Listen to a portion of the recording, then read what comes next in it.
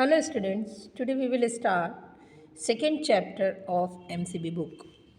Second chapter is The King Magic Drum. In this chapter, you are about to read a Nigerian folk tale. ये एक Nigeria की ही एक कहानी है. It is about a king who has a magic drum and a tortoise who wants to take the drum from the king. एक राजा के बारे में है जिसके पास एक मैजिक ड्रम था और एक टोटॉइज के बारे में है जो कि उस ड्रम को राजा से लेना चाहता था.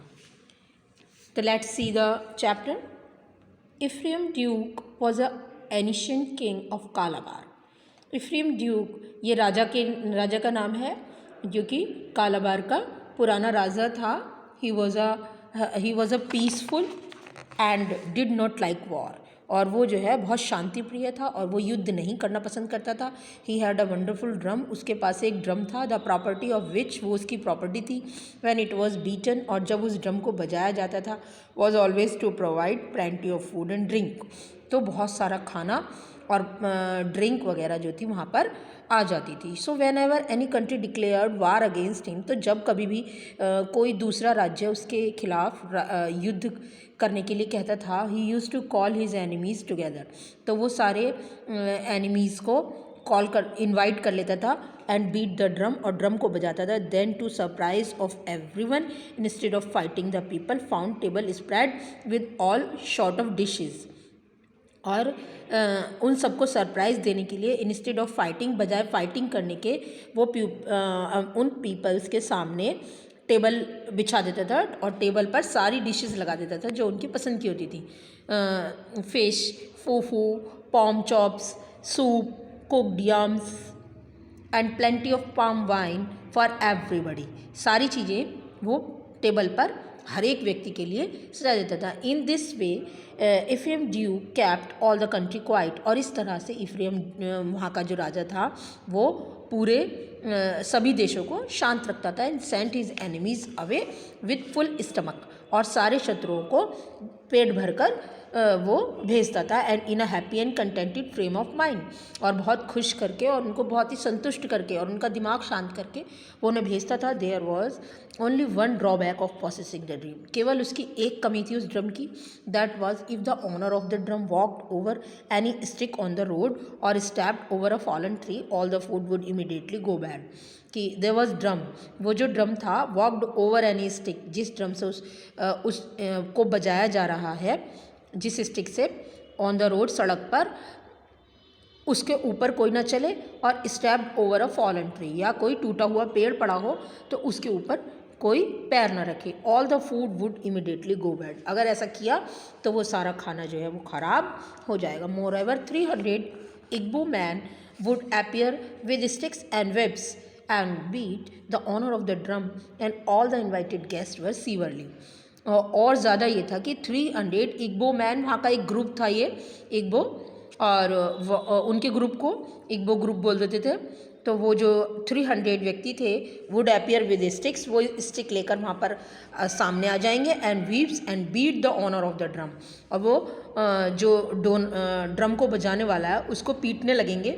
ऑल द इन्वाइटेड गेस्ट व सीवरली, और जितने भी इन्वाइटेड गेस्ट हैं उनको भी बहुत बुरी तरीके से पीट देंगे.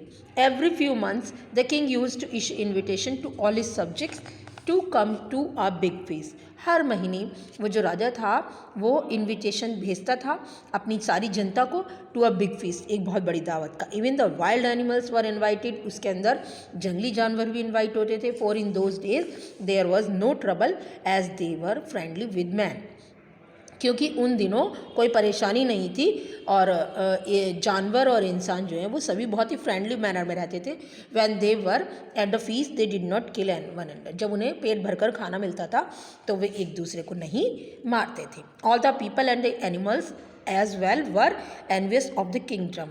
और जितने भी लोग थे और जितने भी जानवर थे वो साथ साथ were enemies of the kingdom, वो सभी उस किंगडम के शत्रु बन गए थे. And wanted to possess it, और वो सभी उसको चाहते थे. But the king would not part with it. लेकिन किंग जो था वो उसको अपने से अलग करना नहीं चाहता था. One morning, Ikvar Adam, the king's wife, took her children daughter down to the spring to wash her, as she was covered with yaws, which was bad sores all over the body. एक दिन, एक सुबह की बात है, इक्वर Adam जो कि राजा की पत्नी थी, वो अपनी बेटी को लेकर एक झील पर उसको नहलाने के लिए ले गई। जैसे कि वो ये जो याम्स होते हैं, याव्स, उससे वो पूरी गंदी हो गई थी उसकी body.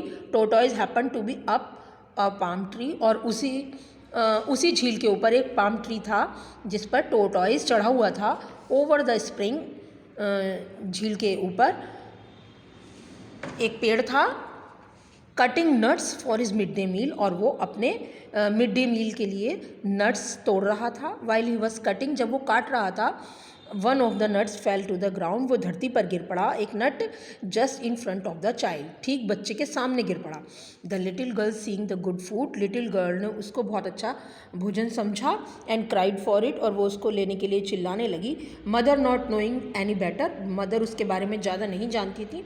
Picked up the palm nut, उन्होंने वो नट उठाया। And gave it to her daughter, और अपनी बेटी को दे दिया। Directly the tortoise saw this, अचानक से टोटॉइज ने उसको देख लिया। He climb down the tree, वो पेड़ से नीचे उतरा। And asked the women where is palm nut was, और उससे पूछा कि मेरा वो पाम नट कहाँ है। She replied that she had given it to her child to eat, कि उसने अपनी बच्ची को खाने के लिए दे दिया है। Then the tortoise who were very much wanted the king drum, तभी वो जो टोटॉइज था जो किंग के ड्रम को पाना चाहता था, thought he would make plenty palaver over this and force the king to give him the drum, so he said to the mother of the child. अब उसने सोचा would make plenty palaver over this, कि इससे तो बहुत सारा खाना मिल जाएगा। force the king to give him the drum, और अब वो फोर्स करेगा राजा को कि वो ड्रम दे उसके बदले में। so he said to the mother, इसीलिए वो उसकी बच्चे की मदर से कहता है।